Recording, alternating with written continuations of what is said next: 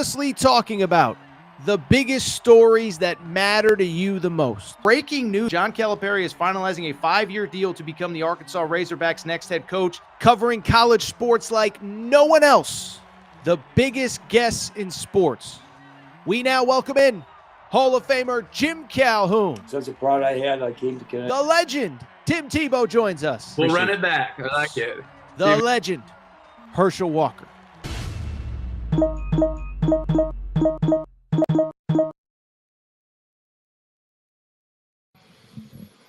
Welcome in, everybody. Little Tuesday morning edition, Aaron Torres Sports Podcast. I'm your host, Aaron Torres. Hope everybody's doing well.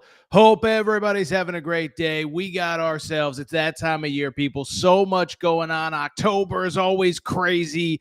World Series is set. We're not even talking about that.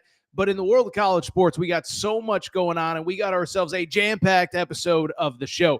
We're going to open Lane Kiffin, Florida, Ole Miss, this little love triangle that's going on. Florida's officially open. Lane Kiffin is the favorite, and we heard some very interesting stories over the last day or so since we last recorded. I think there's a possibility that Lane Kiffin may be even more interested in the job than I think we initially thought. From there, we'll talk a little bit about the state of LSU football. Everybody's talking about Florida's a mess, and Kentucky's a mess, and Arkansas needs a job, and what about Auburn?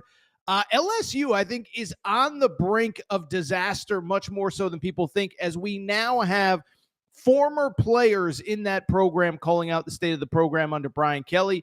Finally, I'll say this. Yesterday, Monday, marked 2 weeks until the start of college football or college basketball season, how about this? We are going to go through the Circa Sportsbook odds, and I'm going to tell you the only 11 teams, in my opinion, that can win college basketball's national championship. So busy show, loaded show. Before we get started, a couple quick reminders. One, make sure that you are subscribed to the Aaron Torres Pod YouTube channel on YouTube. We got new clips, new videos going up every single day.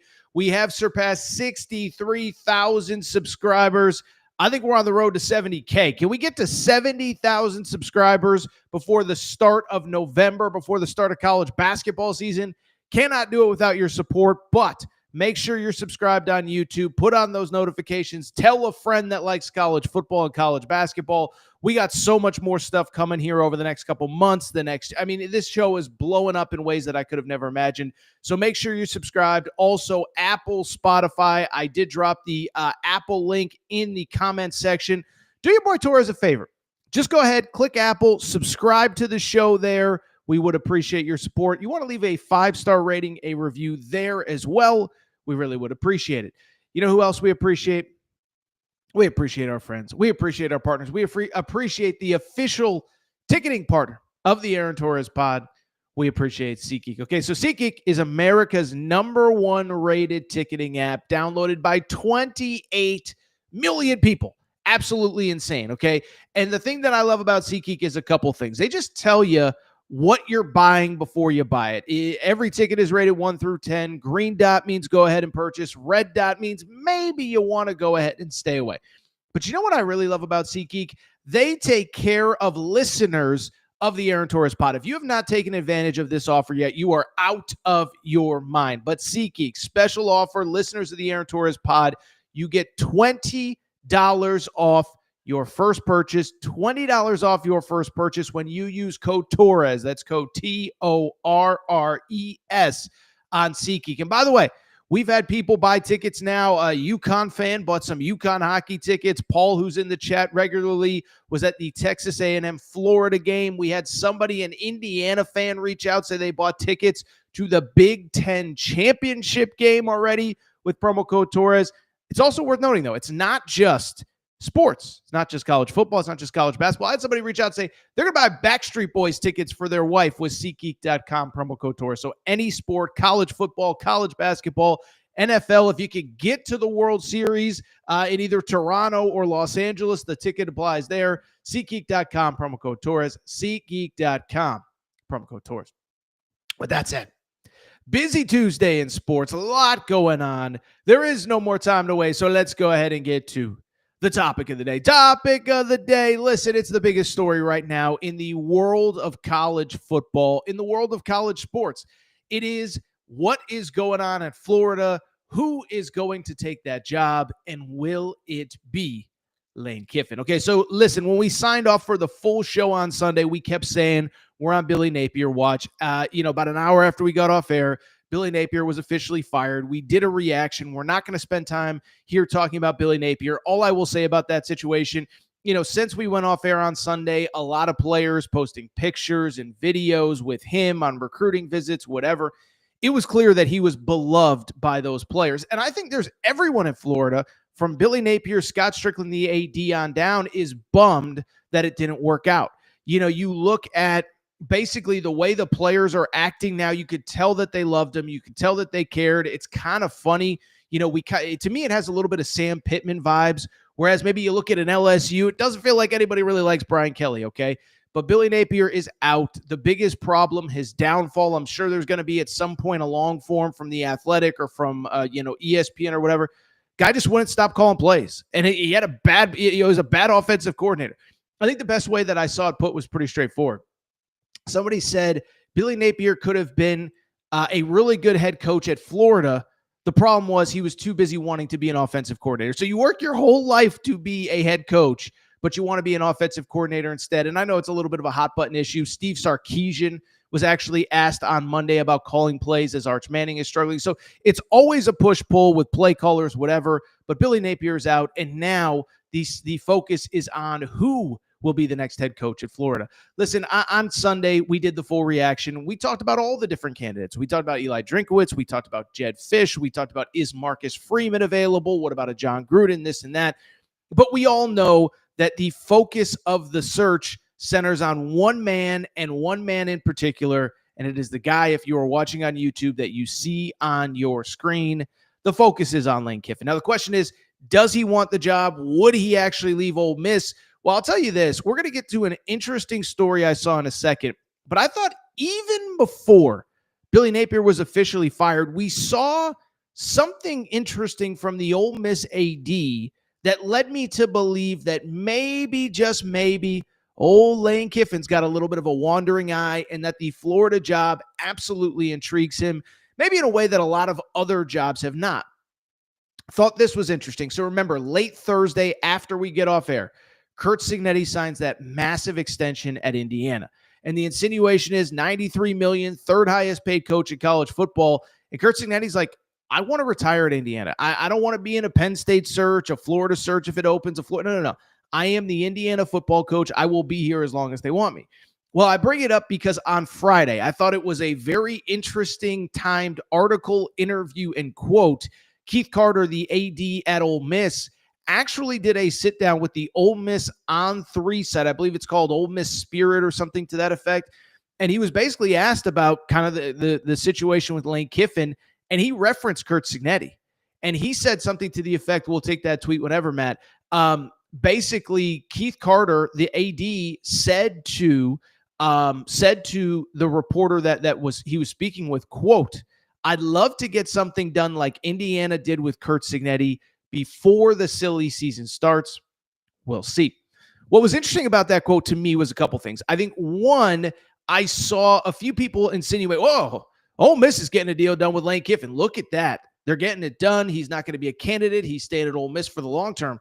That's not how I read that article at all. Okay, so first of all, he said, I'd like to, as in, I want to work on it. I want to get something done. This is our guy. We want him to be the Ole Miss coach as long as he wants to be here. What was the other interesting thing is that he added at the end, we'll see. So to me, I don't think this is we're in negotiations. We're on the 1 yard line. We're about to announce something tomorrow. I thought it was sort of the exact opposite.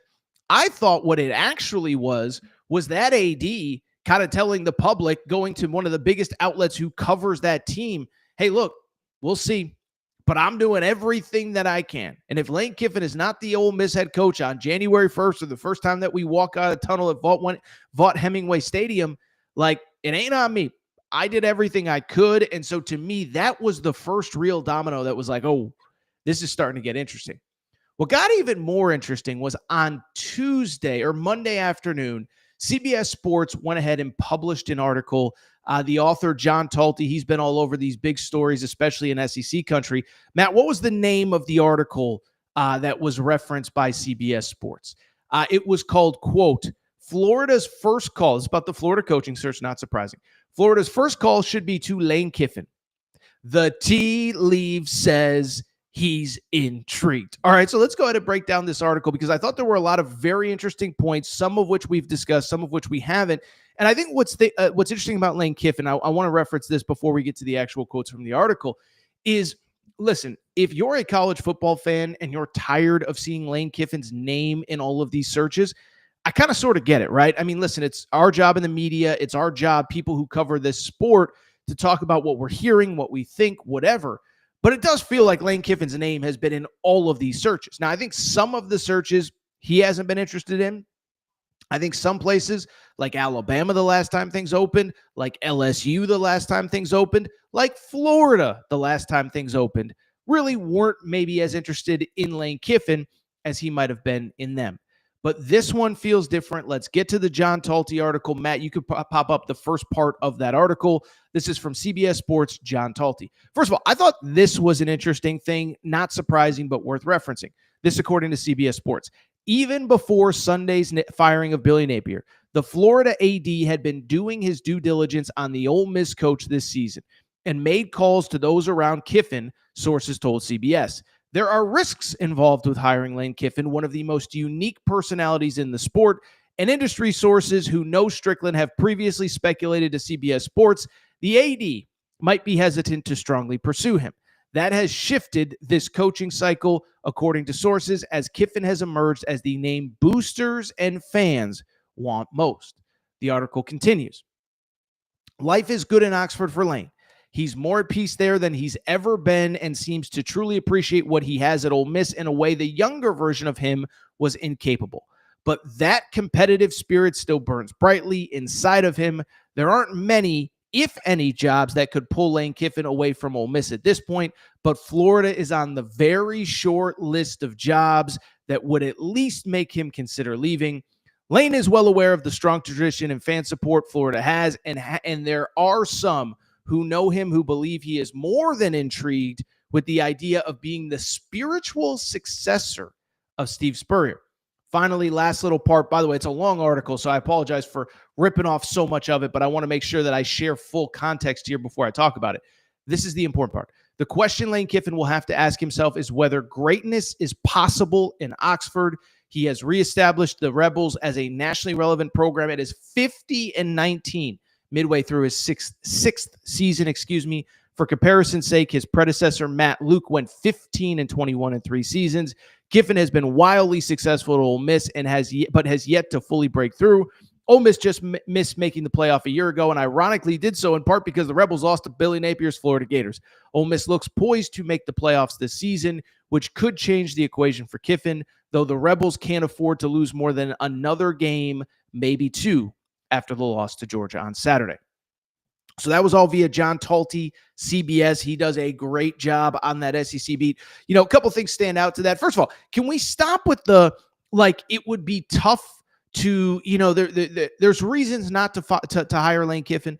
Listen, I get the notion, let me see, Matt, put up the original, the first graphic, please. I apologize. I'm trying to remember this off the top of my head. Okay. So, Florida's AD has been doing due diligence on the Ole Miss coach this season. There are risks involved with hiring Kiffin, one of the most unique personalities in the sport. First of all, can we stop with that narrative? Listen, I think that narrative was probably true 2 years ago, 5 years ago, 10 years ago, certainly when he was at Tennessee, certainly when he was with the Oakland Raiders at the time. I don't think that there's that much risk in terms of off the field stuff with Lane Kiffin. Listen, is he known to go to a hot yoga class now from time to time? If we have that picture, Matt, I would love to have it up right now. That's what he was doing on Saturday. That is from Lane Kiffin's official Twitter account. He did do a hot yoga class before the Georgia game in Athens. But listen, he's very public about the fact that he doesn't drink alcohol anymore. And I'm not here to judge anybody who drinks alcohol because I certainly drink plenty of my own. Doesn't drink alcohol anymore. His daughter's in college. His son is in high school. I don't think this is like 36-year-old Lane Kiffin that was, maybe a little bit of a distraction off the field in Knoxville or in LA when he was an OC at US. I don't think that's who he is anymore. But I do think the crux of the conversation that John Talty brings up is an important one. And that is he going to leave Ole Miss for Florida? Because there are pluses and minuses at both. In terms of the positives at Ole Miss, listen, he's built it into something special. He's built it into something that, frankly, I think most of us didn't think anyone would be able to do, let alone Lane Kiffin. 3 10-win seasons. I think the stat that still stands out to me, they had never had a 10-win regular season before Lane Kiffin got there. He has had 2 since he got there before the 2020 season, I guess it would have been. 2 10-win seasons. Last year, they got to 10 wins, 9-3 in the regular season, and it was actually seen as a little bit of a disappointment that they only went 9-3.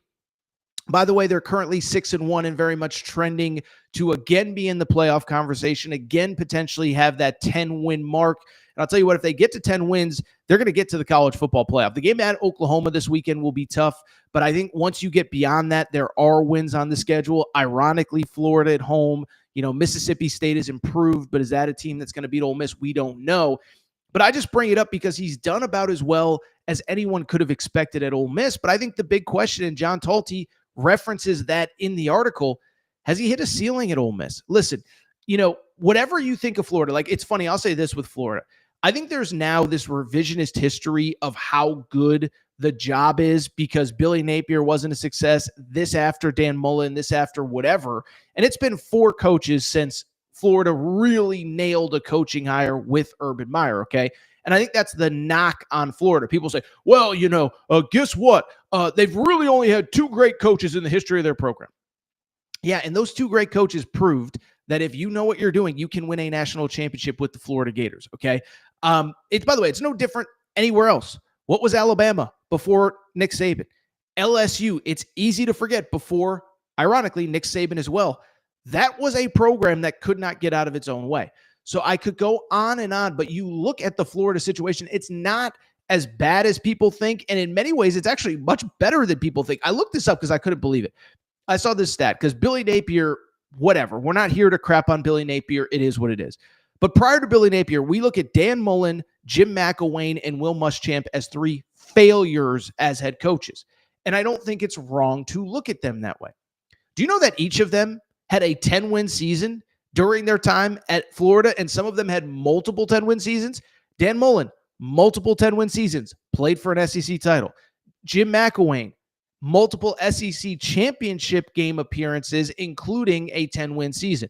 Will Muschamp even had a 10-win season at Florida, okay? So if Will Muschamp could have a 10-win season at Florida, it shows you that even when things are bad, they're not as bad as people think they are. And I think that's the part that people are missing. This Florida job is so much better than I think a lot of people realize because it just hasn't reached its potential in close to 20 years now since Urban Meyer left, since Tim Tebow left, since all those guys left.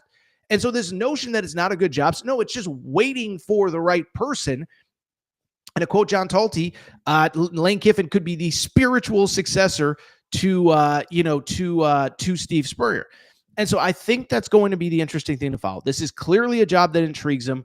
The AD very clearly at Ole Miss is trying to get something done. But like I said, I think publicly the AD is trying to distance himself from, like, if this doesn't get done, I don't want to get blamed for it. I'm not losing my job because Lane Kiffin, this was a job that he was interested in.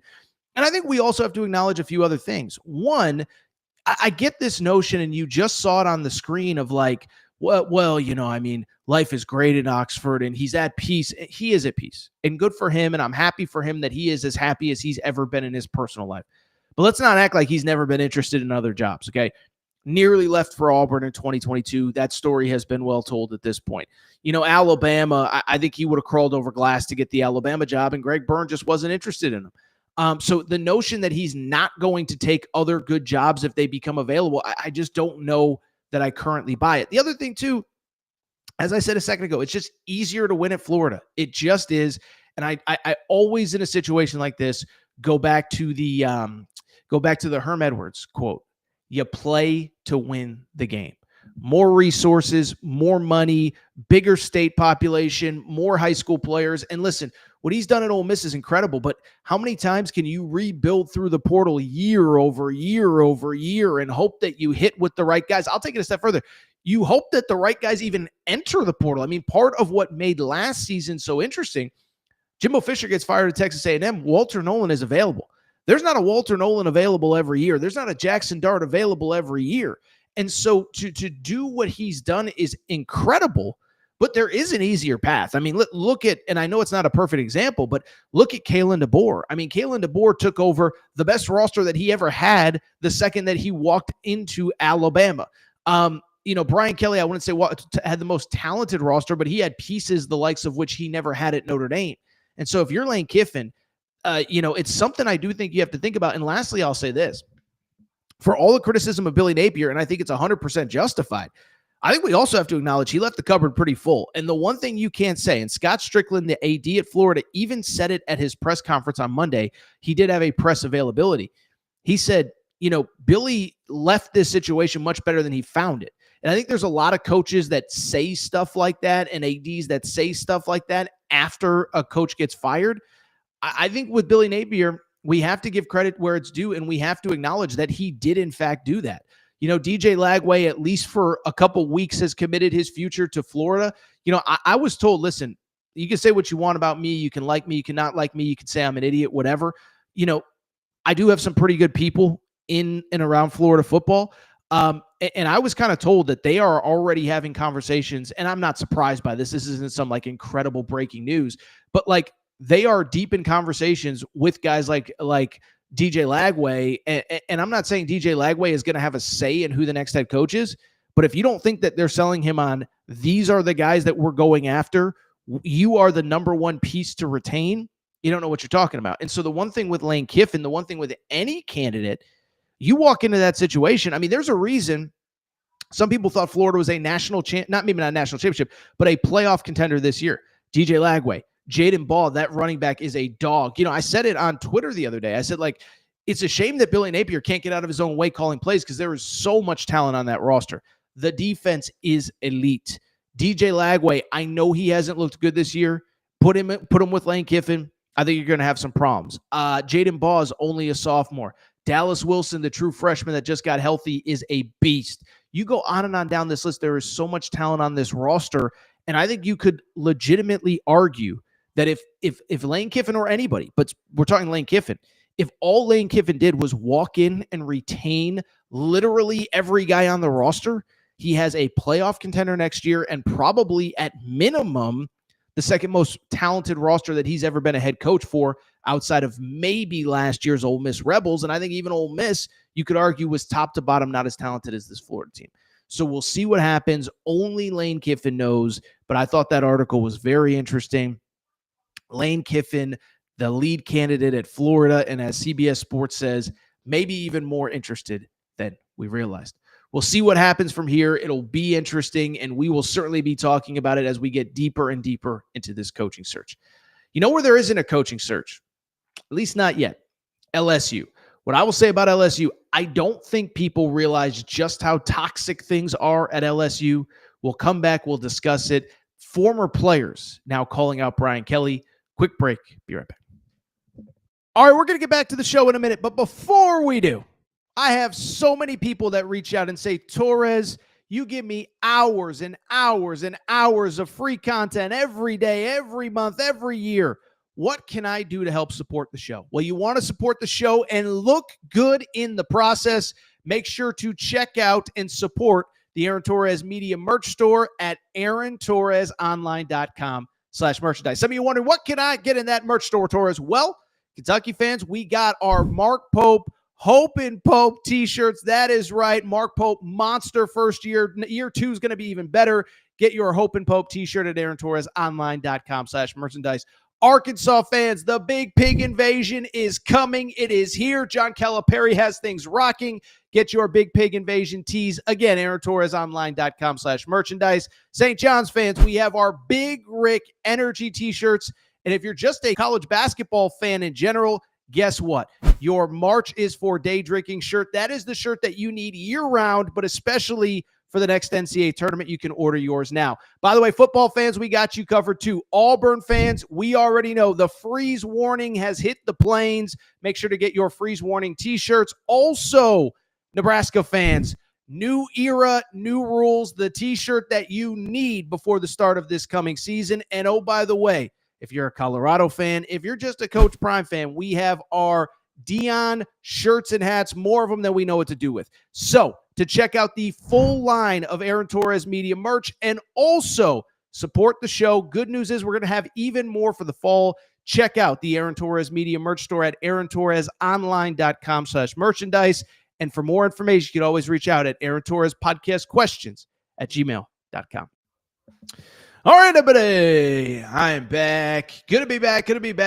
So Florida is in the midst of a coaching search. LSU, I don't think we're going to get there, but it's certainly an interesting time. Before we do talk LSU, really quickly, producer Matt, let's get to some of the questions from the chat. Chat is lively here on a Tuesday. We appreciate everybody tuning in here as we rock and roll on a Tuesday. All right. Kyle asks, is Jedd Fisch a backup plan for Florida if Kiffin says no? Let me put it this way. I've heard mixed things about that. I think Jedd Fisch wants Florida. Listen, I don't know how well reported this is. Jedd Fisch's family is not with him in Seattle. Like, they moved up to Seattle for a year. They have since left.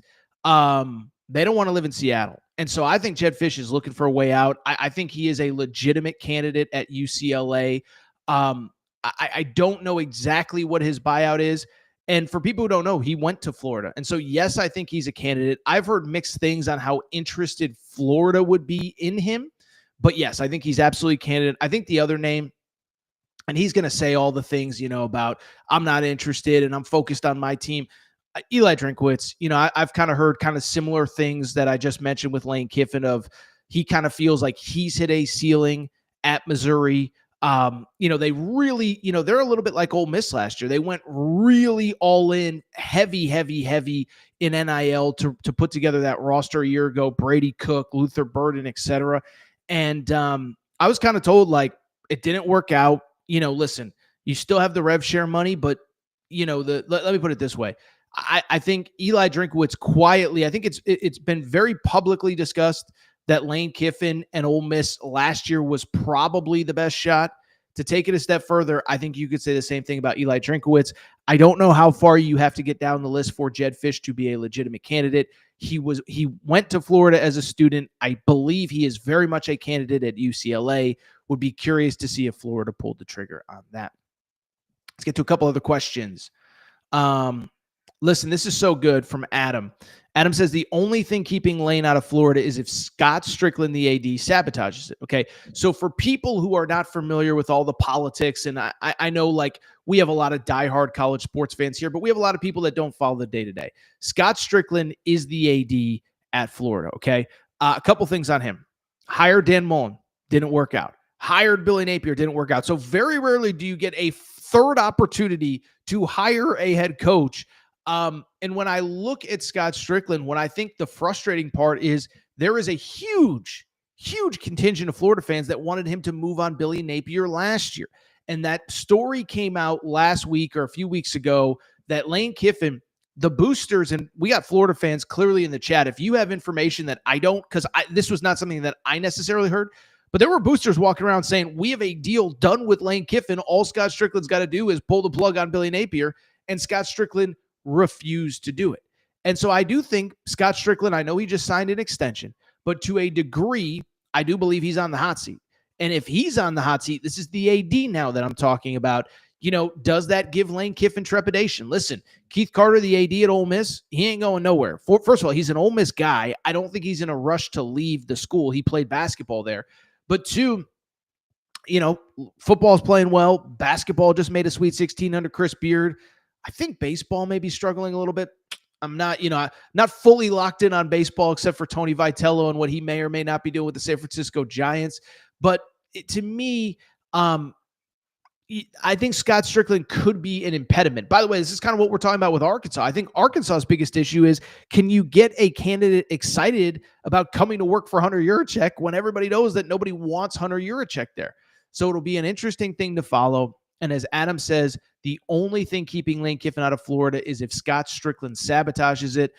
I'm not smart enough to know if he will. But what I will say, I'm not totally sure that Scott Strickland is actually making the hire. And we'll see what happens. But listen, I think the Lane Kiffin stuff is real. I think there have been jobs that he has been linked to that he hasn't been a candidate at. Ironically, Florida the first time. Ironically, LSU when they hired that guy on the screen there, Brian Kelly, who we'll get to in a minute. Or I think I said LSU. LSU when they hired Brian Kelly. And with Alabama, I remember Greg McElroy explicitly saying, Lane Kiffin, just take him off the board. He's not a candidate here at Bama. Anything else, Matt, before we get to Brian Kelly? All right, let's do this. Rod Smith, Kiffin still has aspirations coaching in the pros. Miami Dolphins job is about to come open. Kiffin doesn't like to recruit. Rod, that's an interesting one. I didn't really thought much about Kiffin in the NFL. The only thing I'll say about the NFL, I think you got to be really – thing with Kiffin is a couple things. One, certainly had an experience with a bad owner, and I think that's part of it. Who is the owner of the team? There is a reason, as I get deeper into my career with the NFL, with the NBA, there's a reason the same teams are always bad. The New York Jets are bad, and it starts at the top with Woody Johnson, the owner. The Browns are bad. It starts with the Haslam family at the top. The Miami Dolphins have been bad forever, and I think Lane Kiffin is going to be smart about where he goes. The other thing with Lane Kiffin that's worth acknowledging as well is that, to me, I think the big X factor is I don't know why anyone would take an NFL head coaching job if a star quarterback isn't in place, a guy that has options, right? I remember when Matt Rule, this is the lesson that Matt Rule taught me. If you remember, it's easy to forget this now. Matt Rule was a hot coaching candidate after that Baylor season where he went 11-3, whatever it was, something like that. He got to a Sugar Bowl. They lost to Georgia. And he could have gone to a lot of different places. He chose the Carolina Panthers. They didn't have a quarterback, and I think that he just thought, hey, we can patchwork this thing until we figure it out. Well, they had Teddy Bridgewater, it didn't work. Then they had Sam Darnold, and it didn't work. Then they had Baker Mayfield, and it didn't work. And all of a sudden, boom, you're out of a job.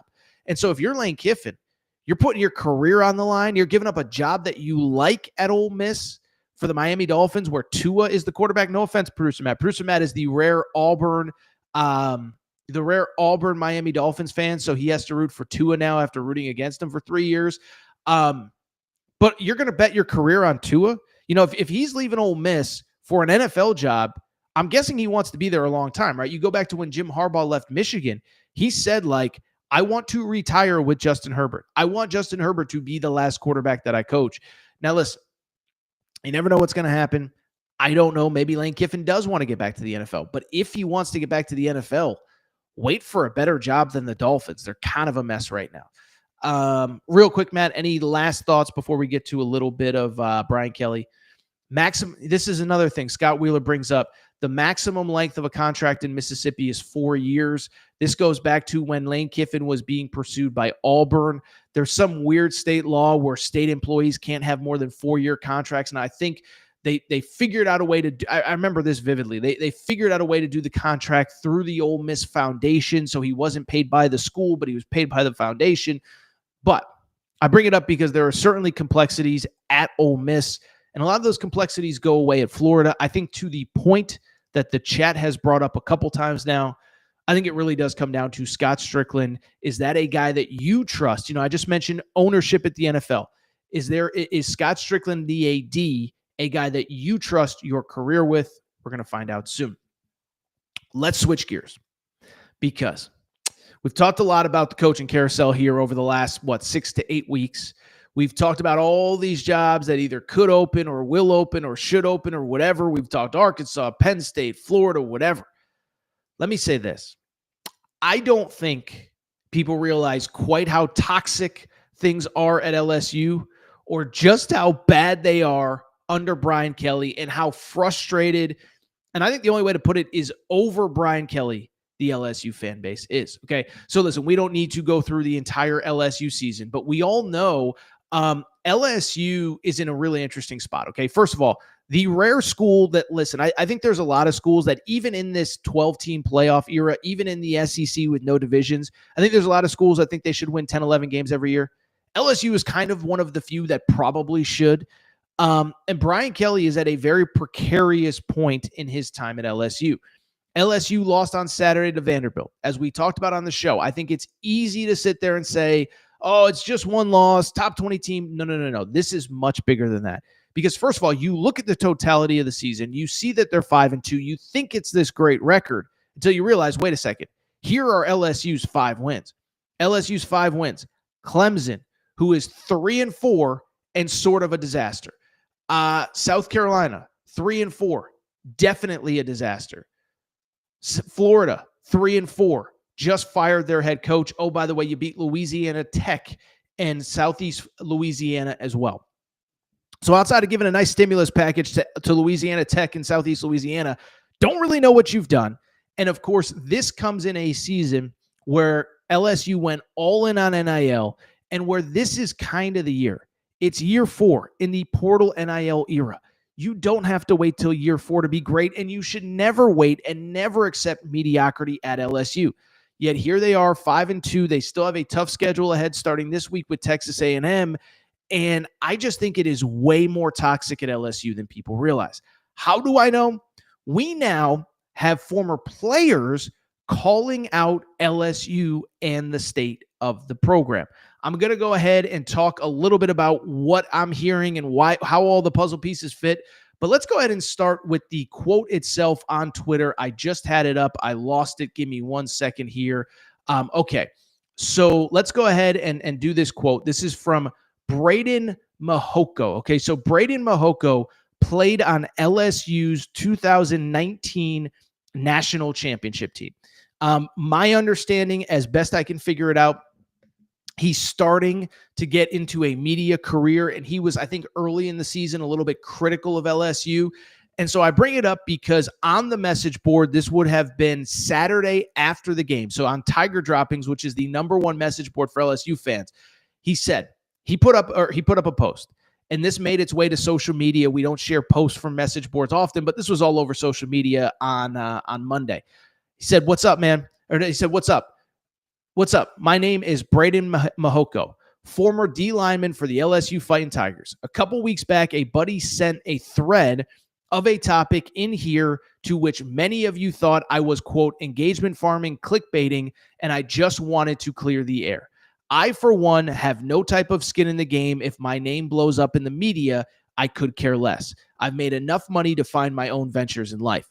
However, people quoted me saying I, quote, don't know what I'm talking about when I said that Brian Kelly didn't want alumni around the program.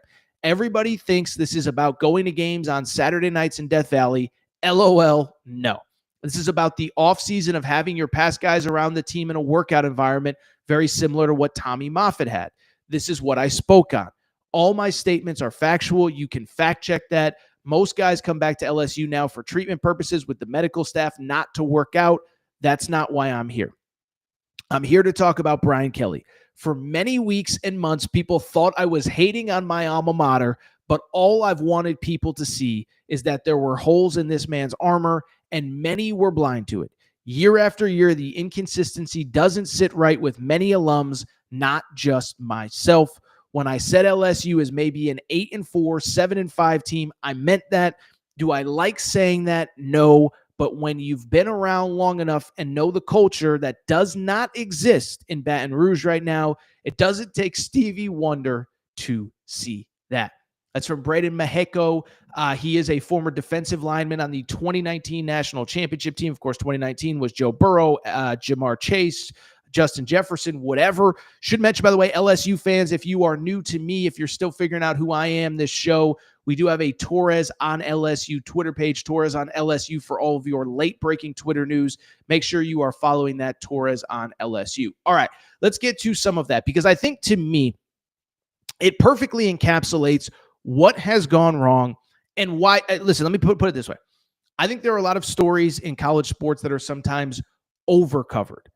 I think actually how toxic it is and how much LSU fans dislike Brian Kelly, I think has quietly been one of the more under discussed topics. It is clear he is not making friends in that community. It is clear he has disengaged former players, which is always, in my opinion, a no-no. The guys that helped build what you are now in charge of elevating, you should never be saying no to.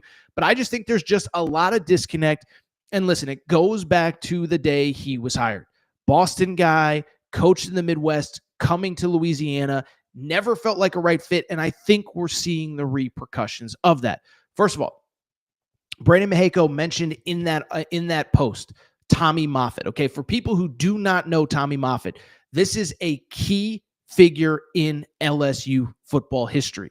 Former strength and conditioning coach, hired by Nick Saban, okay? Then retained by Les Miles, then retained by Ed Orgeron.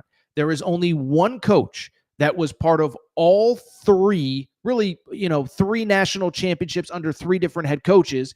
That was Tommy Moffitt. Coached under Nick Saban, retained under Les Miles, retained under Ed Orgeron.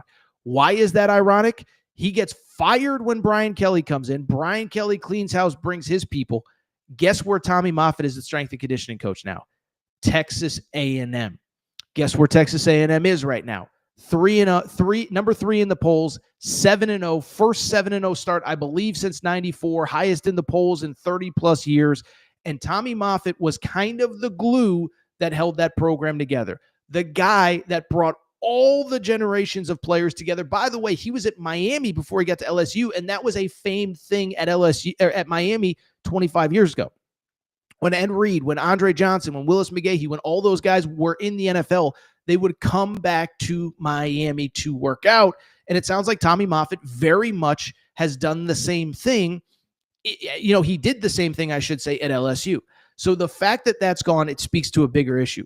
When Brian Kelly came in, I think he thought, I know football better. I know culture better. I know this. We have to clean out everybody. And what has happened over the last couple weeks or last couple months, I've heard Josh Pate reference this several times. He's been down in Louisiana, certainly more than I have. So I'll give him credit for this. But that basically, administratively, a lot of the mistakes that Brian Kelly has made, the mistakes that Brian Kelly has made from a staffing perspective, the administration has kind of forced his hand to fix it. Now, you can't hire Tommy Moffitt because he's got a top 5 team in College Station right now, but a lot of the behind-the-scenes people that he just shoved out the door, they're back. But it's the bigger issue of the fact of even knowing who you should be firing, who you should be hiring, all of that, and just saying, hey, this place that just won a national championship a couple years ago, like, it doesn't even make sense why you would force everybody out. So that's number one. Doesn't understand the place, doesn't understand the culture.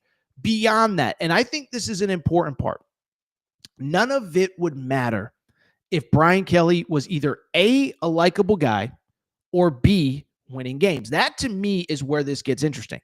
I think what part of Brian Kelly's biggest issue is? You can clean house. You can force people out. You don't have to welcome back former players. If you're winning or if you're likable, and he's sort of neither, okay? From the winning perspective, let's start there. This standard is not good enough at LSU. I go back to what I said on Sunday, what I'm saying today. If you actually, because again, I think for whatever reason, LSU has been kind of a little bit undercovered. They get these win totals that make it look like they're good seasons. 10 wins in year 1, 10 wins in year 2, 9 wins last year. Watch the games. They're not good seasons. Like I said, they came into last week at 5-1. Who had they beaten? 4-loss South Carolina, 4-loss Florida, 4-loss Clemson. Those are their best wins. But you go back to last year, 8-4. That is not the standard. It's not good enough at LSU. The year before, that was the year Jaden Daniels won the Heisman. They went 9-3. I think it's easy to forget. If Jaden Daniels wasn't the quarterback and didn't have one of the great seasons in the history of college football, they lose more than 3 games.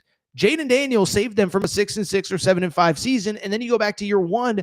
That's really the only time that you felt like, okay, this program's going in the right direction. They beat Alabama late in the season. But even that year, people forget.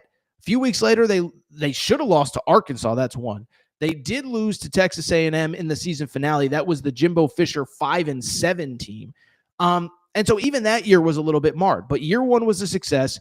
Year 2, Jaden Daniels bailed them out. Year 3 was a failure, and they're trending towards another failure this year. 5-2 right now. Still have to go to Alabama, to Oklahoma, Texas A&M at home.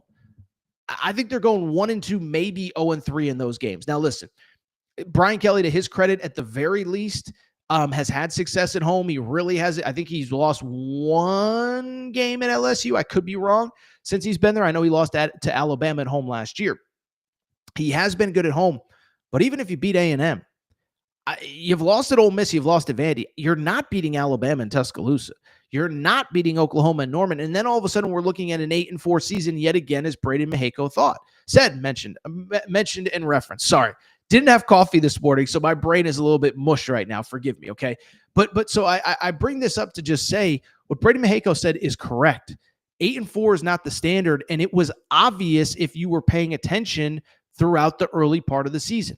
Lastly, and I think this is an important thing, none of this, or the winning comes first. But you know what helps when you're not winning? If you're somebody that people actually like, somebody that people actually believe in. We just talked about the Florida Gators under Billy Napier. We just talked about the fact that when he got fired, those players, shed tears for him, posting pictures, whatever. Like, if Brian Kelly, he's not getting fired, but if he got fired tomorrow, how many guys on this roster do you think would post pictures with Brian Kelly saying how sad they are and wish him the best and you're nothing? I don't think it would happen. James Franklin, for all the criticism, the players loved him. To go back to Billy Napier for a second, I think part of the reason Billy Napier still had the job this year was because the players didn't quit on him last year. The players were fighting for him even up until Saturday against Mississippi State just a week ago. But Brian Kelly, it's like, whatever. A lot of disconnect.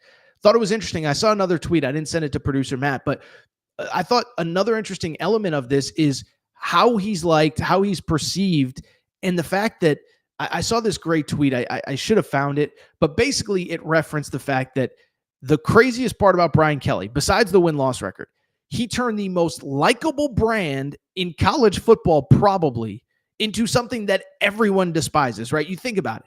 Coach O, whatever you think, it didn't end well, whatever. But man, how many times did we see that go Tigers before the game and we were ready to run through a brick wall? Les Miles, for all the criticism, but he ate grass on the sideline and he was kind of goofy and he had fun. LSU was just a fun brand. Tiger Stadium at night was just a destination for any true college football fan. And now Brian Kelly has just made them into a lot of things. Uninteresting, not very good. O-line stinks. Garrett Nussmeier was never as good as people made him out to be. I don't even blame Brian Kelly for that. But more than anything, he's made them unlikable. And I never thought LSU could be that. So we'll see what happens. We discussed it on the show the other day. He ain't getting fired. Too much money at that school. They just can't do it. But it is really bad. You have former players calling him out, and you have former players sharing the truth. There's no culture. The old players don't want to come back. LSU, it was just so embedded. LSU, again, was another one of those schools like Miami, like wherever, that dudes had pride playing there, and they came back, and they gave back to the younger generation. Listen, think about it. Odell Beckham on the sidelines when they won a national championship, handing out $100 handshakes in public before we had NIL. Like, that was the not a culture of handing out money, but the culture of guys coming back, the culture of guys giving back, and they just don't have that right now. So we'll see what happens. I don't think Brian Kelly's getting fired, but it is really bad. I'm here to tell you it's worse than people think. It is actually way worse than a lot of people think. All right, so what we're going to do, we're going to come back, take some last questions, then do want to switch gears to a little college basketball. College basketball is less than 2 weeks from today. And guess what? Circa has updated its national championship odds. We're going to come back, talk about the teams that I believe are good enough to win the national championship, and frankly, the ones that aren't. Quick break. Be right back. All right, we're going to get back to the show in a minute, but before we do, you know what we got to do. We got to thank our friends. We got to thank our partners. We got to go ahead and thank Cauley Puffs and CauleyPuffs.com. Yeah, you see the logo on the back of the screen right here. Okay, so I've told you all about Cauley Puffs, but family-owned company, not far from where I live. Joey, a huge sports fan, and one day he was sitting on the couch and he said, you know what? I need a snack that is both healthy but delicious, something my kids are going to love, something my family's going to love, something I'm going to love. And so he came up with Cauley Puffs. This is the new age health food snack. You don't need to go to the grocery aisle and buy all that crap, the Doritos, the Fritos. No, my friends, you need Cauley Puffs. Baked, not fried, avocado oil, no grease, healthy ingredients, But here's the best part. They taste freaking delicious. Actually, there's another best part. In addition to tasting delicious, in addition to being healthy, they are also taking care of listeners of the Aaron Torres pod. Okay, so check this out. All you got to do is go to Caulipuffs.com. That's CAULIPUFFS.com, Caulipuffs.com, and you can get 15% off any purchase with the promo code Torres. That's Torres, Torres. It's that simple. 15% off any purchase. 1 bag to try them out, 100 bags to cater a party. Doesn't really matter. Promo code Torres. Caulipuffs.com gets you 15% off. Caulipuffs also available on Amazon. You obviously can't get the promo code there, but Caulipuffs.com, Caulipuffs.com, promo code Torres gets you 15% off any purchase. Thank you to our friends at Caulipuffs. All right, everybody. I am back. Good to be back. Final segment of the show. So good to be back. Producer Matt tells me everybody's still fired up about Lane Kiffin. So what we will do is we will go ahead and switch gears. I want to talk a little college basketball. Okay, so college basketball, this is crazy. We are less than 2 weeks away to the start of the season. Okay, most of the media days are done. As I'm recording right now, it's actually Big East Media Day, St. John's, UConn, etc. But I bring it up because less than 2 weeks from now, Florida, Arizona, BYU versus Villanova in Vegas. I will be there. I'll be staying at Circa. Give you all the details in just a second. But I bring it up because it also means that as we get close, Circa has some national championship college basketball odds. And so what I want to do, something a little bit fun, do want to look at Circa's odds. I want to go through the teams that I believe are good enough to win the national championship. Consider this one of your many college basketball preseason pieces of content via Torres. Let's go ahead and discuss. Let's talk about Torres's college basketball national championship tier coming into 2025, 2026. All right, so let's go ahead and first of all look at the Circa Sportsbook odds. Okay, so Circa Sportsbook has put out national championship odds. Here are the 10 best odds to win the national championship.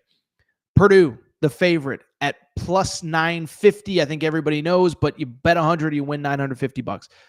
Houston, co-favorites, plus 950. UConn, plus 1,200. Duke, plus 1,200. Michigan, with Yaxel Lendenberg, the big-time transfer, plus 1,250. BYU, AJ DeBonsa, plus 1,500. St. John, some Big Rick energy, baby, plus 1,500. Florida, the defending champs, at plus 1,600. Kentucky at plus 1,700. And Kansas, plus 1,700 as well. So those are your 10 favorites at the Circa Sportsbook. By the way, you saw Kentucky on that list. Louisville, not on that list. We're going to talk about them in a minute. I will say this, though. If you are in Kentucky, if you are in Tennessee, the only place that you should be watching college basketball this year is the Circa Sportsbook and Circa Casino. Okay, so we've been working with them all fall long.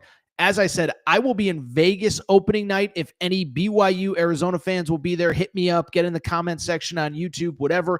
Let me know that you'll be there. We'll probably be doing a live show that morning.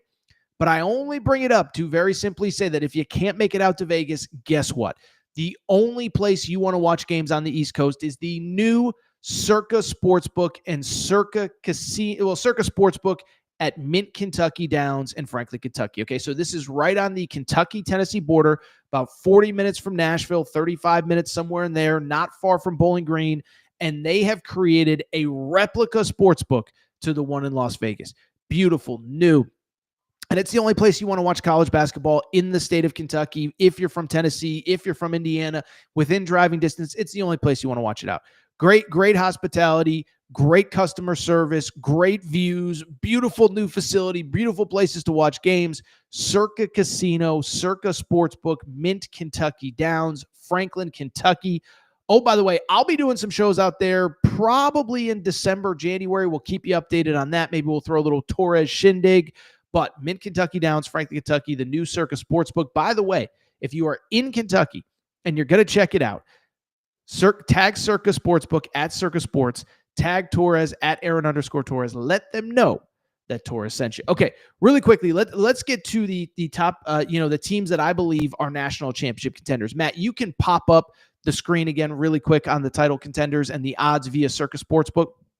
By the way, you could bet on the Circus Sportsbook app, not just in person at Mint Kentucky Downs. If you want to go on the Circus Sportsbook app and you're in the state of Kentucky, you can get Kentucky at plus 1,700. You could get, by the way, Louisville at plus 2,600. We'll get to them in a minute. But again, Purdue and Houston plus 950, UConn plus 1,200, Duke plus 1,200, Michigan plus 1,250, BYU plus 1,500, St. John's the same, Florida plus 1,600, Kentucky plus 1,700, Kansas plus 1,700.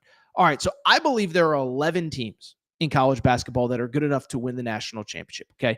And I believe, by the way, that one of the teams on that top 10 is not good enough. So let's get into Torres's 11 teams that I believe are good enough. Let's get into their odds. Let's discuss. Let's start with the favorite in the Circus Sportsbook, Purdue at plus 950. Purdue fans think I don't like them because I said some stuff about Zach Edey a few years ago. Yes, Purdue at plus 950 is absolutely in the national title tier. Now, I think it'll be interesting. Purdue actually plays at Kentucky this weekend in an exhibition game. But I think if you don't believe in Purdue, it's the athleticism and how do you deal with size specifically in the backcourt. Well, Kentucky, Denzel Aberdeen, 6'5", 6'6". Maybe Otega Owe plays. I don't know if he'll play in this one, but Kentucky is going to be the type of team that gives Purdue trouble. And so I think it's worth noting. At the same time, though, we can't deny what Purdue has. Braden Smith is the best point guard in college basketball, preseason national player of the year, and pretty much every pick of every media member. I don't know if he'll be mine. It's not a criticism. I actually think he might not put up as good of stats because the backup point guard, Omer Mayer, the Israeli point guard, is just as good. So maybe the best backcourt in the country with Omer Mayer, Braden Smith, Fletcher Lawyer, the front court with Trey Kaufman-Renn.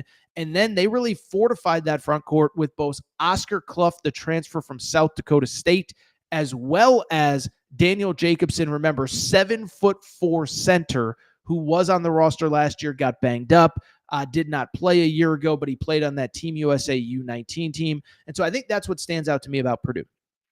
Really good, really experienced NBA talent, in my opinion. Braden Smith, I think, will play in the NBA someday. Omer Mayer as well.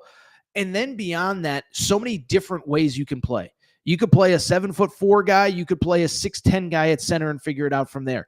Shooting, scoring, point guard, ball handling, whatever.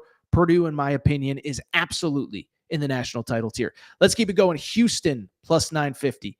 Yeah, Houston's in the national title tier because they're in the national title tier every single year. As far as who they return, Milos Uzan was a player that we thought was going to go pro, decides to come back. He was probably their best player by the end of the season last year. Emmanuel Sharp is also back as well. I think what's interesting about Houston, they will, for the first time really in the Kelvin Sampson era, going to have to rely on true freshmen and young players. Okay, they've had good freshmen here and there. You go back to a couple years ago, I'm blanking on the kid's name. Well, Jarris Walker. Jarris Walker was with the team a few years ago, but he wasn't really relied on, had to be a good player. Chris Sinak Jr., I think, has to be good for them to reach their potential. You go on down the list. Isaiah Harwell, I think, will be good, has to be good. But ultimately, this is just a bet on Kelvin Sampson. Kelvin Sampson, this stat is insane. They joined the Big 12 2 years ago. And remember, the Big 12, we all deem to be the best conference in college basketball. They're coming from the AAC. How good will they be? Well, in 2 seasons, they have won 2 Big 12 regular season titles, 34-3 in the best league in college basketball. At least some years. The SEC was obviously better a year ago. But Houston, yes, they are absolutely a national championship contender. I think the big thing for them is, again, relying on the freshmen. Let's keep it going. Next on the list, UConn Huskies at plus 1,200. Yeah, UConn is absolutely a national title contender. Let me say this.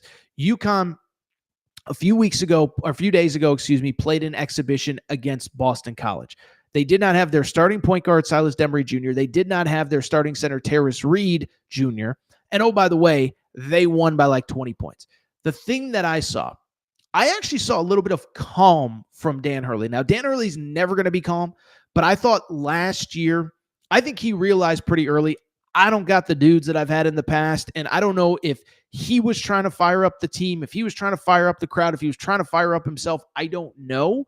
But what I do know is I think he knew pretty early, and I think that led to a lot of the behavior that we saw on the sidelines. I'm not excusing it. I'm just saying. But the thing that I noticed, and by the way, the disappointing season for UConn included a sweep of Marquette in the regular season, beating Creighton on the road, beating Gonzaga, beating Baylor, beating Texas, and oh, by the way, they played Florida down to the wire in the round of 32.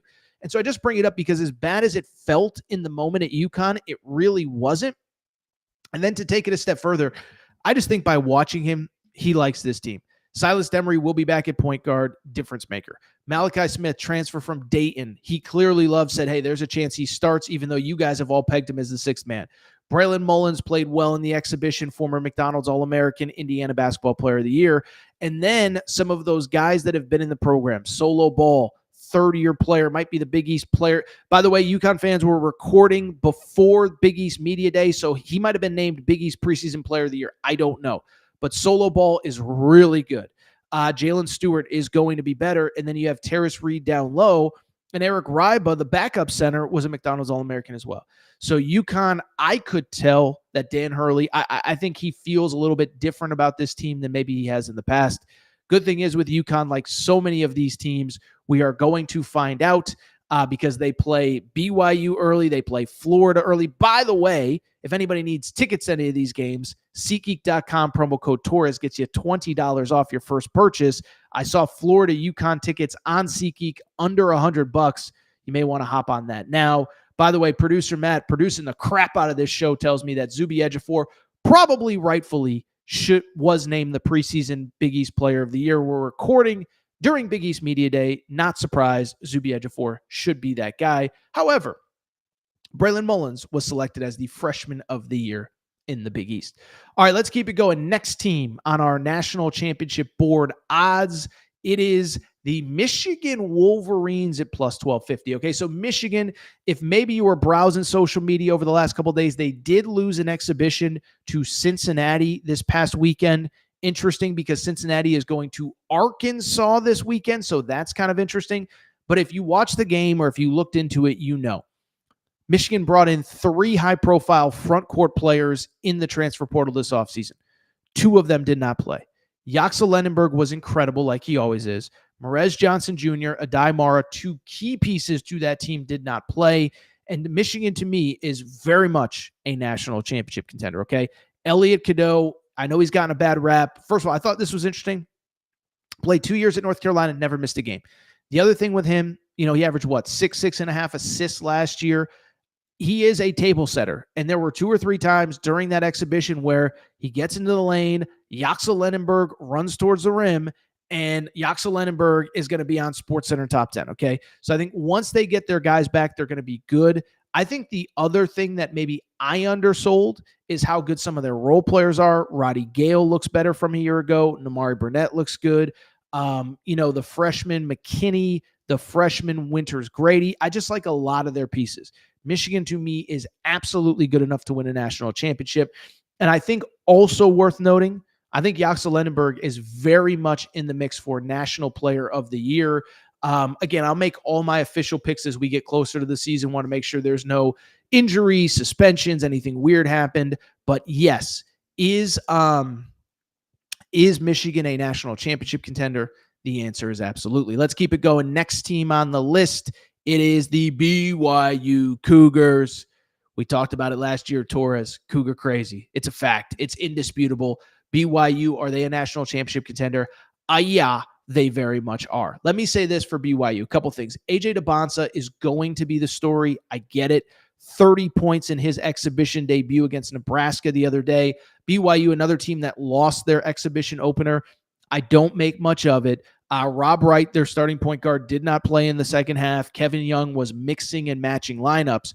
But yes, do I think BYU is a title contender? Absolutely.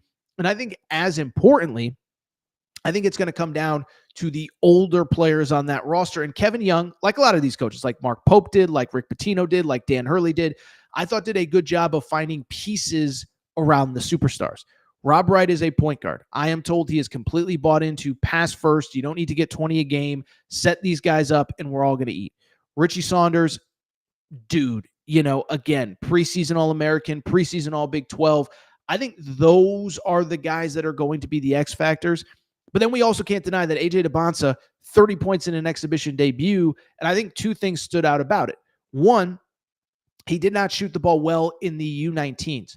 Shot it much, much, much better in the opener. And I've been told the shot really isn't an issue. They're not really concerned about it. Two, it's just so obvious. This kid's 6'9", can get to the rim anytime he wants. And I think that's what's actually going to make them so tough, is that one-score game on the road, pick a team, Kansas, Iowa, Iowa State. I mean, I don't even know who they're playing on the road, but needs a bucket. He can get there every single time. And so A.J. DeBonsa is the headliner. I think it's the other guys around him. I've heard Tyler Moose, the transfer from Idaho, has been really good early as well. BYU is absolutely, in my opinion, a national championship contender. Let's keep it going. Next team on the list, St. John's Red Storm, Big Rick energy, baby. You better believe that St. John's is a national championship contender. Now, Rick Pitino is doing his normal preseason Rick Pitino stuff, acting weird, saying weird stuff, whatever. This team is really good, though. And when I say weird stuff, one of Bryce Hopkins, he didn't start Bryce Hopkins and said he doesn't understand what this is all about. Ian Jackson. The one thing I will say, the point guard spot, in my opinion, is interesting. We thought it was going to be Ian Jackson. It might not be. Dylan Darling, the transfer from Idaho State. I think there was thought of, is he going to be the guy? How much, what is the role that he's going to play? I think Pitino has talked about Osiah Sellers, a transfer from Stanford, talking about the possibility that he could play point guard as well. And so we'll see what happens. But again, we are recording during Big East Media Day right now. Zuby Ejiofor is the preseason player of the year, Bryce Hopkins' first team. And I think that's the difference between this year and last year. I said this as the roster came together, is that last year, remember, 30 wins, Big East regular season champs, Big East tournament champs, okay? Well, this year's team, in my opinion, is just as athletic, just as big, just as physical, and they're way more skilled, okay? So again, you will figure out the point guard situation, but Dylan Mitchell on the wing, Osiah Sellers on the wing, Bryce Hopkins gives a little bit of that physicality. Remember in the loss to Arkansas in the NCAA tournament, it felt like some of the physicality maybe wasn't there. Bryce Hopkins brings that. Bryce Hopkins, by the way, again, first team All Big East. And oh, by the way, Ian Jackson, second team All Big East, Dylan Darling, and Josan Sanan, who I haven't even mentioned yet, third team All Big East. So I think it speaks to, when you're talking about four of your five starters made one of the three All Big East preseason teams, I think it speaks to how talented you are. St. John's, no doubt about it, a preseason national championship contender. By the way, they play in the Players Era Championship in Vegas. I will be there for that. And I'll tell you this, I may be doing something with St. John's fans. I'll keep you posted on that. Let's keep it going. St. John's, a national championship contender, along with Purdue, Houston, UConn, Michigan, BYU, St. John's. Let's talk Duke. Duke is a national championship contender, okay? And it's funny with Duke, because I am getting a little bit of the same vibes that I had at this time last year. This time last year, I said, okay, well, Duke's got a great freshman class. But how good are the guys around them, and are they going to be good enough to elevate Duke when you're relying on freshmen? Yeah, they were pretty good. Duke was they were the favorite going into the NCAA tournament. They were awesome. Blew that late lead against Houston. Houston was a deserving national runner-up. Doesn't change the fact that Duke was awesome all season long, and nothing has changed. This year, it's going to be different. Cooper Flagg, listen, as good as all these guys are, I think Cooper Flagg was just a totally unique prospect with his skill set, with the way that he was able to play. And you can't replace Cooper Flagg, and you're not going to replace Cooper Flagg even with a player as good as Cam Boozer. Cam Boozer is the 5-star McDonald's All-American. For people who maybe just starting to catch up on college basketball again, Cam Boozer, A.J. DeBonsa, and then also Darren Peterson, the point guard from Kansas. Those are the three that everybody kind of agrees are a step above everybody else in the freshman class. I only bring it up because he's there. His brother, Caden Boozer, will be the point guard. I think what's interesting, though, last year, Duke didn't really have very much returning. This year they have a lot coming back. Caleb Foster is back.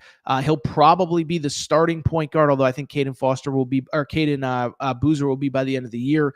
Malik Brown, when he's healthy, is one of the best defenders in college basketball. Isaiah Evans will never forget the 18-point first half performance against Auburn.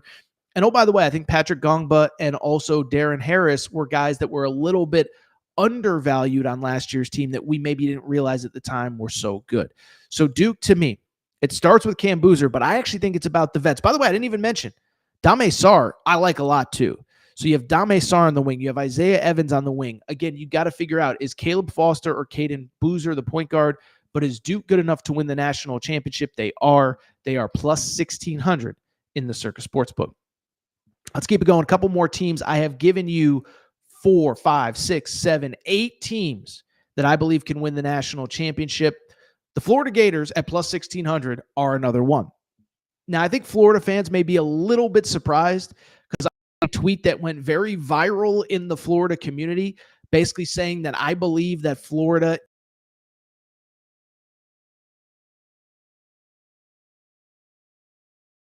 let me put it this way.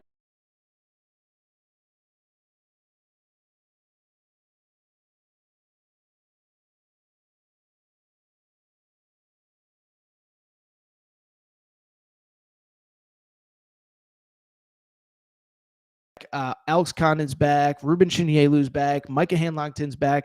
But I will say, and I've said this all fall, I know that Tommy Hawk and Alex Condon statistically played very well together last year, but Tommy Hawk to me is more of like a 4 than a 3, and I just wonder how that works. I trust Todd Golden. To me, it's the backcourt, though. Xavier Lee, you can say all the right things about what he did at Princeton. It is still a huge step up. And I think there are guys that physically are stepping up from another level that maybe can step right in, and the physicality is of no issue to them. I mean, you go back to last year with Florida. I thought Elijah Martin, you see Elijah Martin in person, like, this dude's a beast, and he stepped in and had no problem in the SEC. I don't think it's going to be as smooth for Xavier Lee. So I bring it up because Xavier Lee, to me, is a question mark. And then Boogie Fland, we've talked about him a million times. Wish him well. I thought that his injury wasn't the only reason that Arkansas had success late in the year. But I do think he has to prove to everyone that he can play winning basketball. Now, if he couldn't play winning basketball, Todd Golden doesn't take him. But I think it will be interesting to follow. I think Florida is one of those teams, by the way. I think it's going to be a work in progress early. Find me in mid-February about them because they are going to be, I think, get better as the season goes on, as Boogie Fland gets more comfortable. I like Florida, and yes, I do think they are a national championship contender. Let's keep it going. I've given you 8 teams. Let's go ahead and give you the 9th. The Kentucky Wildcats. Can Kentucky win it all? The answer is yes, of course they can win it all. Are you kidding me? Have you seen that roster? I actually am a little higher on Kentucky than some. They were number 9 in the preseason poll, I want to say. I had them number 3 in my final poll behind Purdue and Houston. Now, there are questions. One, the health of Jalen Lowe. Jalen Lowe, point guard, got hurt in the blue-white game. Different conversation for a different day if we should even still be doing the blue-white game. That's kind of an inter-squad scrimmage that's open to the public. When you have Purdue and Georgetown coming in for exhibitions, I don't know that we need to be doing an extra thing. That's just me. Whatever, who cares? Doesn't really matter. What does matter is he's going to come back at some point. He's going to be really good. And I think, to me, like, all the other pieces are there. Otega Oweh, the preseason SEC Player of the Year. Jaden Quaintance is going to come back. He said on this show he hopes to be back, for the start of the season. But I think by SEC play, it feels safe to say that he will be back. The guy that I love, Mo Diabate, is just a physical freak. I think he's going to be a fan favorite, plays so hard, does all the little things, the glue guy. And then all the other pieces that they have. And I'm going to forget guys. I don't need everyone in the comment section. Torres, you didn't talk about this guy. I'm going to forget some people, okay? But Colin Chandler, I've said from day one, I think he's an NBA player at some point. He's going to be better. Trent Noah, maybe the best shooter in the SEC. Again, you go down the list. If it clicks for Cam Williams, he's an NBA player. We'll see if he gets there. Probably not this year, but maybe in the coming years. Just so much talent. Brandon Garrison will obviously start at center spot until Jaden Quaintance comes back. I will be curious how Mark Pope handles that situation. But is Kentucky a national championship contender? Absolutely. By the way, the player I didn't mention, Denzel Aberdeen, we talked about earlier with Purdue. dog, beast, 6'4", 6'5" guard that defends well, shoots well. Remember the stats of him coming off the bench versus the games he started last year. I think he's one of the more underrated players in the SEC. And oh, by the way, the two freshmen, Malachi Moreno and Jasper Johnson. This team is deep. This team is talented. You want them to get healthy, but once they do, they are going to be a force to be reckoned with. Let's keep it going. We've given you 8 teams. Let's get to number 9. Kansas is on the top 10 list. I don't believe Kansas is a national championship contender. Really quickly before we get to Arkansas, a little bit of a spoiler. Arkansas is my number 9 team. I'll say this about Kansas. Like Darren Peterson, I just don't know that they have enough around them. So Kansas was in the top 10. Arkansas was not. I think Arkansas is a national championship contender, and I know what the comments are going to say. I know what the chat is going to say. I know what people are going to say about it. I trust John Calipari, and I will go back to what I've said consistently about John Calipari from the beginning, from the springtime when he put this roster together. If you take out my opinion, you know how I know John Calipari likes this roster? Look at the schedule that he put together. At Michigan State, Duke on a neutral, Texas Tech on a neutral, Houston on a neutral, Louisville part of the ACC SEC Challenge. If he did not believe this team was really good, this is a guy that would not have put together that schedule. I'll take it a step further. I talked to some people that were at Pro Day. Most talented team Cal's had probably since that 2015 Final Four team that started the year 37-0. You know the names. You know the players.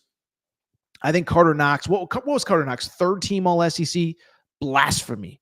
DJ Wagner, 3rd year as a college starter. I think he's going to be good. He was one of the better guards in the SEC a year ago towards the end of the year. Beginning of the year was a process. Certainly played off the ball when Boogie Fland was there, but DJ was awesome late in the year when he had the ball in his hands. Darius Acuff, Malik Thomas are 2 more guys that can absolutely get buckets. And I think the front court's going to be interesting. Trevin Brazile played with so much confidence late last year. You're hearing good things about him. Malik Ewan, Nick Pringle. I know my guys at Inside Arkansas, John Neighbors and Curtis Wilkerson and Andrew Ellis, they've been raving about Nick Pringle behind the scenes as, maybe the unsung hero of this team. Is Arkansas a national championship contender? The answer is absolutely.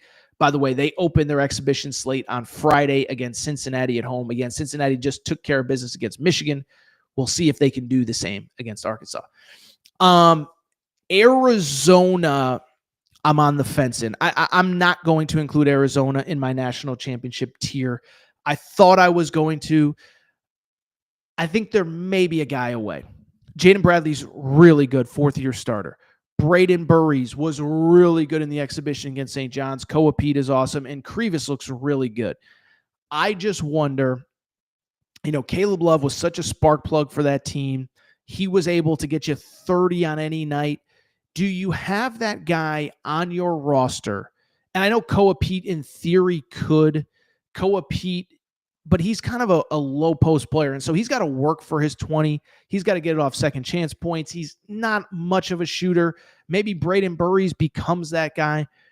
I think Arizona's really good. I think they're going to be in the top of the Big 12. By the way, we talked about this the other day, this narrative that they're too young. Of their 5 starters, 3 of them are 3rd or 4th year guys. Jaden Bradley at point guard, Krivas at center, and then also Anthony Del Orso on the wing. I just think they're just a little bit short. So Arizona was next on the list. The one team that I do think is a national title contender that I think is way low. And again, these are Circus Sportsbook odds. Louisville fans, you can download the Circus Sportsbook app and take your team at plus 2,600. Louisville's a national championship contender. Listen, we've talked about Louisville. I am here to tell you, talking to people behind the scenes in that program, I promise you, they believe they can win a national championship. First of all, Mikel Brown Jr., dog. Mikel Brown Jr., this is I don't even know if it's a bold prediction anymore. I think by the end of the year, Mikel Brown Jr. will be in the DeBonsa, Boozer, Darren Peterson conversation. Not saying he'll go ahead of them definitively, but I think he'll be in the conversation. You can say I'm crazy. This stuff happens sometimes. Remember, a few years ago, it was Victor Wembanyama, then Scoot, then Brandon Miller. And by the end of the year, it's like, oh, Brandon Miller is better than Scoot. Take Brandon Miller. And it's worked out. So guys can move up in tiers, and I think Mikel Brown Jr. will be there by the end of the year. Part of that is he has so much talent around him. Ryan Conwell transfer from Xavier. Isaac McNeely transfer from Xavier or from Virginia. Adrian Woolley transfer from Kennesaw State. And you look at that team, perfectly built to take care of Mikael Brown Jr.'s skill set. And then the other thing, they got some dogs on the inside. Sonata Frew is a guy that they're raving about. German guy, older guy. He's like 22 years old. He's played overseas. That's allowed now, according to the NCAA. By the way, Louisville got a commitment from a former G League player the other day that's 21 years old. So it's crazy times as far as eligibility. But I only bring it up because they like the front court. They like the back court. Louisville, to me, is absolutely a team that is good enough to win the national championship. So that is my national title tier. I have Purdue, Houston, UConn, Michigan, BYU at plus 1,500, St. John's at plus 1,500, Duke at plus 1,600, Florida at plus 1,600, Kentucky, Arkansas, and Louisville. I believe that's 11 teams. You can get those odds via Circa Sportsbook. And guess what? If you are in the state of Kentucky, if you are in the state of Illinois, if you are in the state of Nevada, you can actually place a bet. And even if you don't, swing by the sportsbook, tell them that Torres sent you. All right. I'll tell you what. I want to... I actually have to get out of here, unfortunately. I got some stuff to do this afternoon. I don't want to leave. I want to talk more ball because I see the chat's humming. Pat Kelsey has never won a tournament game. John Calipari this, John Calipari that. Matt, let's do 1 to 2 basketball comments. Well, I'll be quick on this because I really do actually have to get out of here. Anything good? I can find some. If not, let's take a look here. Alabama should be on the list. I think Nate Oates punches above his weight. I like Alabama. A lot of second and third tier guys. LeBaron Philon coming back, maybe that changes everything. It's interesting. I think, my most recent top 25 that I did was in late May after the NBA draft deadline, okay? And I only bring it up because I did have Alabama at number 8, Alabama at number 20. I don't think they're there, Luke. I think they should be higher than 20, though. If I was redoing my top 25, and I may redo it before the start of the season, I think Alabama's in that next tier. I think I said Arizona's in that next tier. Texas Tech, by the way, Matt, you can include this in the clip when we clip this off. I think Texas Tech is in the next tier. People are going to get mad about Texas Tech. I like Texas Tech. Love what Texas Tech is doing in football. Whatever. Love JT Toppin. You lost a 4-year guy in Elijah Hawkins at point guard. And I know he didn't play for 4 years at Texas Tech, but he was a multi-year starter at the power conference level. Christian Anderson is really good. But again, when he's playing point guard, that takes away what he does best. And you're asking a lot of mid-major guys to step up to the high major level. I like Texas Tech. They should be in the top 15. I don't think they can win a championship. Could they go to a Final Four? Absolutely. I don't think they can win a championship. Kind of feel the same way about Arizona. I would put UCLA in that mix. Donovan Dent is going to be a beast. I think he'll be a first-team All-American. I don't know if they have enough around him. And I would put Alabama in that mix as well. Let's see what else we got here. Michigan is overrated. I disagree. I actually think they're maybe a little bit underrated, to be honest. What it's going to come down to is, can Elliot Cadeau, when you play these big teams, Elliot Cadeau could not do anything against Duke last year because Duke's guards were all 6'5", 6'6". Well, you're going to play a Duke. You're going to play a UConn, a St. John's, a Kentucky, where these backcourts are huge. And that is my concern about that team. Yaxel's the real deal. Again, I watched a lot of the Cincinnati exhibition. I was actually impressed with a lot of the role players on that team. Again, Winters Grady, the Goodman kid from New Zealand. They got a lot of talent on that roster. Now, you need Yaxel to play like an All-American. The other thing is Morez Johnson is better than people realize. He was awesome for Team USA in the U19 stuff. He did not play in that game. Adai did not play. I actually like Michigan quite a bit. 1 or 2 more, we'll go ahead and get out of here because I got to roll. Kentucky and Florida, best teams in the SEC, then should be a decent gap between the next teams. Completely disagree. I think the 2 best teams are Kentucky and Arkansas, and then I think Florida is a clear third. And then I think you could start talking about this was how I would tier them. I just think Kentucky and Arkansas are tier 1. I think Florida's in its own tier where I like them. I don't love them, though. And then I think Alabama and Tennessee are in their own tier. And then we have a Stephen Pearl tier where like Auburn's actually really good. Love Todd Pettiford, just first-time head coach who has never coached college basketball. I think once you get past about the first 7, that's where there's a drop-off. Chris Beard, I trust him. They need A.J. Storr to be good. Thank you. Compressor V6 says Chris Beard being slept on. I tend to actually agree with that. I think, who actually put together an interesting roster, Bucky McMillan at Texas A&M. I don't know that it's going to be enough, but they are interesting. Mississippi State I like, but I don't love. But I think that top, 6 would be, I like Kentucky and Arkansas top tier, Florida in its own tier, Alabama, Tennessee, and then Auburn is in its own tier because I just don't know what I'm getting from Stephen Pearl, I should say. Let's see if there's anything else.